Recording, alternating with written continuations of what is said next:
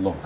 So at first, Minister, after you had gone to report me in front of President Tinubu and said all sorts, anyway, I am not beholden to you. My job is accountability. You are too small for me to report you to the president. No, but they are empirical. You are too small for me to Minister, let me speak. Minister, let me speak. I have empirical evidence. The world watched it on the commission of the project when you mentioned the questions I asked you to the president. That was reporting me to the president officially. The world watches, so you don't need to dilly-dally about the empirical facts. I don't talk without facts, Minister. You know, when I have my facts, I talk. And I insist on my question when I ask on cost. Rufai, let me only address you. Minister, you will not allow me speak. The problem is you will not allow me speak. You spoke for over 20 minutes, over 10 minutes. Because you don't know what you are speaking. But let me speak. Let me speak. You will not. What your profession is. You will not allow me speak. You see, if you can just keep quiet and be calm and just allow me speak, I'll be happy. All right. So my question still persists as regards the cost per kilometer. You cannot tell me that we don't have a right to know the cost per kilometer. Even if it's an undulating landscape, give us all the facts and the details of the cost per kilometer. That's all we'll ask for. Other questions as regards the loans taken. Let me finish. I won't keep quiet for you to damage Let me finish. Listen to me. Minister, you will not allow me to speak. The minister will not allow me to speak. No. Don't do that with me. Minister will not allow me to speak. I was in your studio. Minister will not allow me to speak. And when the first section was on, and I ran the figures. And what you're asking us is 750 kilometers of coastal highway. We should tell you cost per kilometer. So you multiply by 750. That's nonsensical. No, so tell me the cost per kilometer. There's nothing too hard for you to tell me that figure. You've not still told me that figure. So I was right on that point.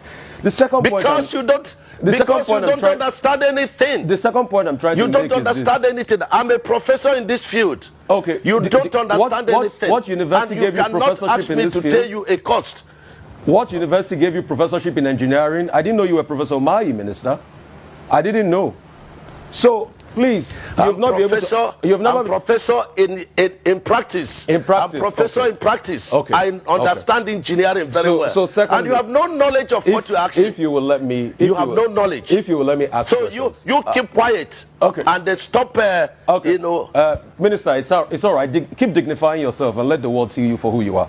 If you allow me speak. The other 100 kilometers that you said they've added to it, we would like to know the cost per kilometer of that one. And the Winsome Homes, the case is in court. Now, I would like to know the cost per kilometer for that one. I would like to also know the over 700 billion first tranche of loan you guys got for this project. Has the money been spent? How was the money deployed? I would also like to know. I would also like to know the terms of that loan. All right? How many years? What's the payback period? What's the payback moratorium of that loan? And for the Winsome Homes, isn't it interesting that as somebody that's been a governor in the state, you know the law, a case is in court, and then you're coming to talk about the details of the cases in court. Because you deny that the case was not in court. Now you've already accepted that the case is in court. So is it not just better you thrash it out with the woman that has been reporting a case in public that we all heard, and I ask you questions based on that? So, Minister, just answer the questions. I've got no axe to grind with you. You know that. We've spoken many times. In fact, when your people called to book, I booked them, and I said you should come on air. So please just tell us those information. It's very important, Minister. Well, like you can see, the minister is not ready to disclose anything that concerns figure. What else can we say? Our leaders don't see us finish. Let's take a listen to a woman that's supposed to be an INEC chairman and see what she has to say to us. But they won't allow her.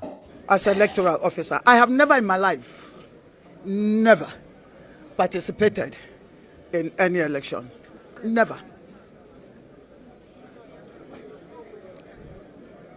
But duty came calling. I made my inquiries from Abuja, and I said,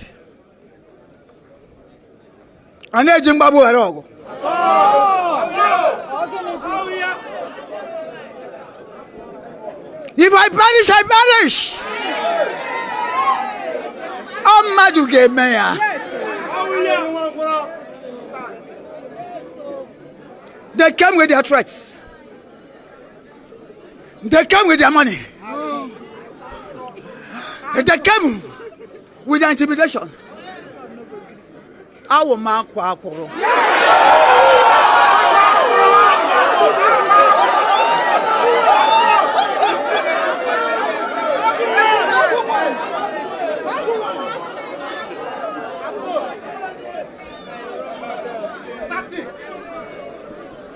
didn't start today. I stand here before God, Jesus Christ, and the Holy Spirit. I have never, I repeat, never sold a handout. Never. I have never defrauded anyone. Never. Under me, votes must count. Under me, the people's mandate will be upheld. Because Professor Nana Oti, the mother of 3 children, the wife of Unanoti, the daughter of Ibewo, the daughter of Afibo, the daughter of Ebonyi State, the daughter of Udibo, the daughter of Nigeria, can never do evil. Thank you, and thank you, and thank you. Continent. The problem in Africa is our electoral system. People manipulate elections to be there by all means. If we are doing proper elections and if you are not doing well, people will vote you out. We may not even ask these questions. Because those who are not doing well, the population will vote them out. But in this case, people use government instruments to perpetuate themselves in power, even when the people don't want them.